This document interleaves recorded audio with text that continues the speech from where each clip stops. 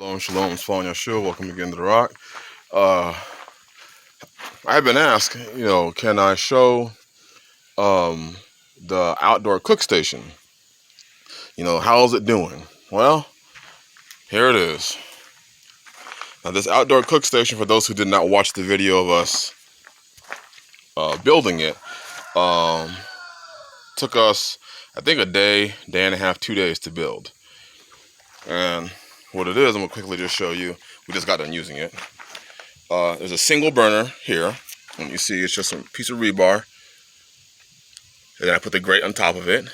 And then this is a burner that has enough to hold probably 5 or 6 cast iron items. And that's what we use on this, our cast iron, except when we heat water. We use our big pots right there to heat water. And then this is our oven. And this one, you put the wood down there, or the sticks down there, the fuel down there. Here's the inside of the oven. We just put a rack in there. Those two sides is where the heat rises up, and it's a literal oven. We've cooked pizzas in here, cookies, pies, and it has 2 racks on it. And we paid, probably to build this, we probably paid under, I'd say under 50 bucks. Let me show you what we used. You see this, there's a little gap right there. That's for some of the smoke to come out. This can also be used as a smoker. This was just salvaged. That piece of wood was just salvaged. It's got 2 handles on it. On it, as far as this, there's a piece of rebar right here. You can see it right there. There's a piece of rebar right here. And these are actually 3 grates I bought from some surplus store. There's 2 right here, and then there's this one I cut in half and then just welded it onto the rebar, so it makes a nice firm surface. But this single burner is actually made with bricks. Let me see if I can get it to focus. Come on. There we go. It's made with bricks and just clay. Underneath our ground, about 6 inches deep, is nothing but clay and rock. So we mix the clay up with some weeds, or in this case pine needles, and some sand, and we built the bricks up and then just packed everything with clay. And we've been using this for about 11 months right now, and have had no problems. Now, I bought these flat bricks. Here is cinder block. This double one is cinder block, so we use cinder block all the way around. I have to get some more clay in there to pack those cracks. And we packed each cell in the cinder block. Each cell we packed full with clay. So each of those open spaces in the cinder block, we packed it full with clay. We used clay when we got the grate on. We just packed it with clay. And this whole stove is clay. It's clay. We use rocks. We use cinder block. And again, we packed up each cell with clay. And you can see the sisters did the decorations. They put some rocks in there, but it's all clay. Down here, you see that chicken wire?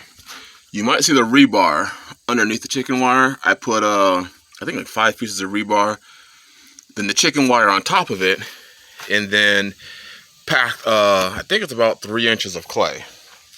And you can see the chicken wire on the outside. So we put chicken wire across on top of the rebar, and then packed it with clay. This is an old piece of metal I had. We just use this for the top and pack clay on top of that. This is what we use to burn. This is what we use to operate the stove as fuel. Just sticks, bark, whatever we have that's laying around the property. This is another exhaust vent if it's too smoky in there or the temperature is too high. I have it packed right now with a non-flammable insulation, but I can always pull this off if I want to decrease the temperature. And here's a little temperature gauge I have. When it says it's 220, it's actually like 350 to 400 degrees. So this is a little bit off. But this gives us a rough estimate, because we know the conversion of it. It's not right, but it goes all the way into the oven, and it gives us a rough estimate of what the temp is. And you can see the clay. How the clay went on the outside. This is all clay. This is not cement or cement mixed with anything. This is just clay, almost like a clay slip that we used.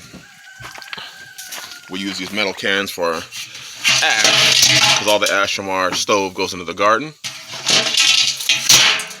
You can see how it's packed, and then over it, because the sisters love cooking out here. They love cooking out here. I built this covering, and this covering I just used pieces of wood off the land. I split this piece up. Whenever I find straight posts on the property, I put them off to the side. If I cut a tree down straight up, I'll put it off to the side. So I just chainsaw this, chainsaw milled this piece in half. Threw a couple pieces of metal up so they can actually cook out here when it's rainy, and they do. They will cook out here when it's raining. They love cooking out here. But that covers our whole cook station, so that no water gets in the fire or anything like that. And then there's a couple of posts. That one's in the ground. That one's in the ground. And then these two just come from top to bottom to help bring stability to this whole station. And again, we use nothing but cast iron. Here's one of the cast iron lids for it. But yeah, we just burn sticks, anything like that to run it. This stove will get to over 450 to even 500 degrees and handles it no problem. This, you can see it's used. This, you can see it's still hot. You saw the flame in there earlier. We actually cooking these things. So this is just an idea. This whole thing was built under $100. I think I bought these grates for $250, and I used 4 of them. One there, 2, 3, and then these 2 I cut in half for the rebar and the cinder block. And I think I built the whole thing probably with 20 cinder block. So overall, under $50 easily. So these are the type of things that you can use. Remember, don't be afraid to use your imagination. There's nothing wrong with it. They wanted an outdoor cook station. We were using other things to cook on outdoors, but I figured, hey, why not build something more permanent, more stable, that they could cook on and not have to use. We have a inside the house propane stovetop, but we didn't have an oven, so they were using their cast iron Dutch ovens, but they want something bigger to cook pizzas and stuff like that. So that's where this came from. That's where this creation came from. So again, don't be afraid to use your mind. And this thing goes deep. You can see how deep it goes in there. You can't see it, but it goes deep. It's probably 2 feet deep into this thing.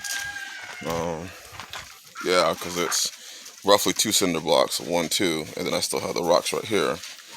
So yeah, it's a little over 2 feet deep into this oven. So, and it heats up really fast, really good. Makes excellent food. Can double as a smoker to smoke your meats or whatever. So don't be afraid to use your imagination, brothers and sisters. And this is just something. This is just an idea. I've seen people build really elaborate ones, but I want to build one under 100, and I actually got this one built under 50. So hallelujah. All right. Hope you're all getting at it. This is just, this is 8, 9, 11 or 12 months later, and you can see it's heavily used and not just holding up, but doing excellent. And this, this stuff is hard as cement. It's hard as cement. So you can use that as a slip and it'll be fine. Just make sure that when you dry it out, don't put it on high heat immediately. You're better off putting on a gradual heat so that it dries out more evenly. Otherwise, you'll get heavy cracks in it. So, all right. I hope this was a blessing. I hope this gives you an idea. Bless y'all and shalom.